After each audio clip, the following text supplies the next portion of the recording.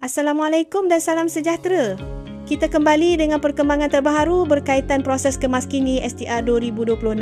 Ketika ini, tempoh untuk kemaskini bagi fasa pertama semakin hampir ditutup dengan kira-kira 10 hari sahaja lagi berbaki. Dalam masa yang sama, ramai pemohon melaporkan kesukaran untuk mengemaskini maklumat secara dalam talian di portal bantuantunai.hasil.gov.my. Jadi, apa sebenarnya punca masalah ini dan apakah langkah yang betul untuk memastikan kemaskini berjaya? Pertama, pastikan anda berada pada halaman STR 2026. Ramai tersilap masuk ke laman STR 2025 menyebabkan mereka tidak menemui butang untuk mengemaskini. Selagi berada di laman yang salah, proses tidak akan berjaya. Selepas itu, pilih bahagian perubahan maklumat permohonan. Di sinilah semua kemaskini dilakukan. Dalam ruangan ini, terdapat beberapa tab penting iaitu pemohon, tanggungan, dokumen dan waris. Setiap tab perlu disemak satu persatu dengan teliti. Paling penting, semua ruangan yang mempunyai simbol asterisk adalah wajib diisi. Jika satu sahaja ruangan wajib tertinggal, sistem akan memaparkan ralat dan kemaskini tidak dapat dihantar.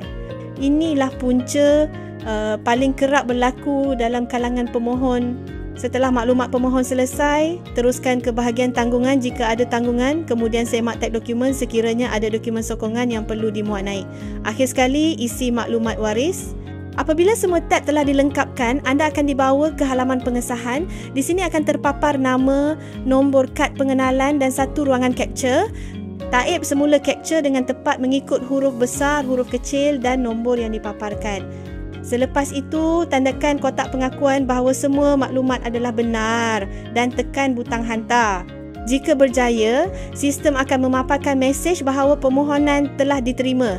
Selepas itu, anda hanya perlu menunggu status kelulusan.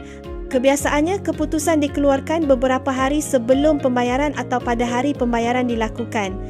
Bagi mereka yang masih tidak berjaya mengemaskini, walaupun telah mengikuti semua langkah, pilihan terbaik ialah pergi ke mana-mana cawangan LHDN dan membuat kemaskini secara manual. Petugas akan memberikan borang untuk diisi dan membantu melengkapkan proses.